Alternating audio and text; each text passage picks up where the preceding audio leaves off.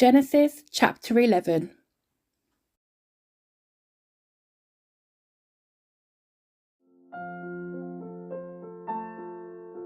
At one time, all the people of the world spoke the same language and used the same words.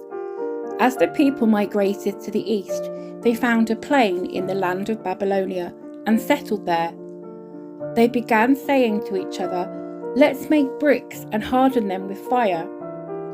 In this region, bricks were used instead of stone, and tar was used for mortar. Then they said, "Come, let us build a great city for ourselves with a tower that reaches into the sky.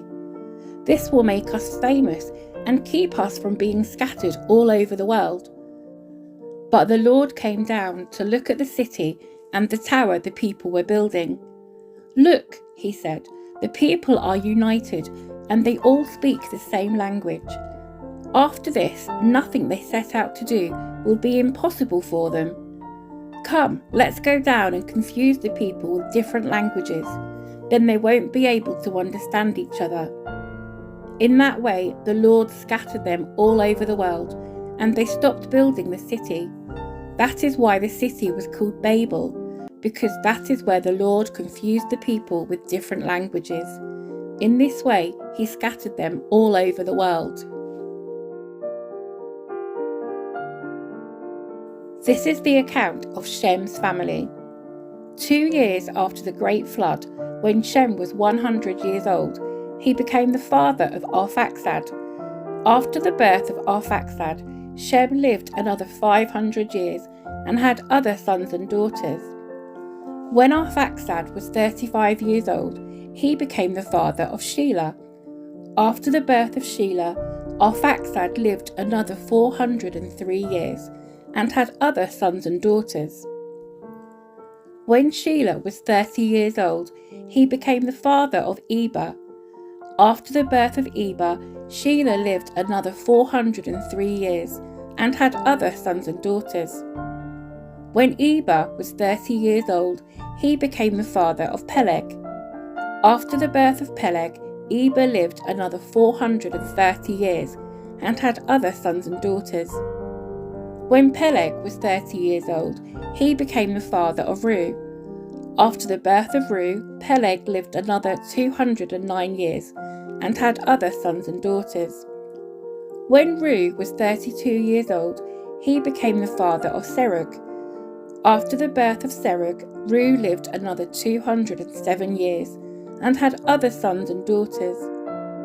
When Serug was 30 years old, he became the father of Nahor. After the birth of Nahor, Serug lived another 200 years and had other sons and daughters.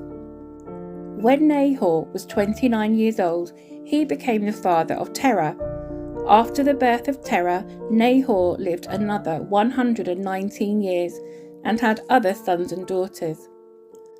After Terah was 70 years old, he became the father of Abram, Nahor, and Haran. This is the account of Terah's family. Terah was the father of Abram, Nahor, and Haran was the father of Lot. But Haran died in Ur of the Chaldeans, the land of his birth, while his father Terah was still living. Meanwhile, Abram and Nahor both married. The name of Abram's wife was Sarai, and the name of Nahor's wife was Milcah. Milcah and her sister Iscah were daughters of Nahor's brother Haran, but Sarai was unable to become pregnant and had no children.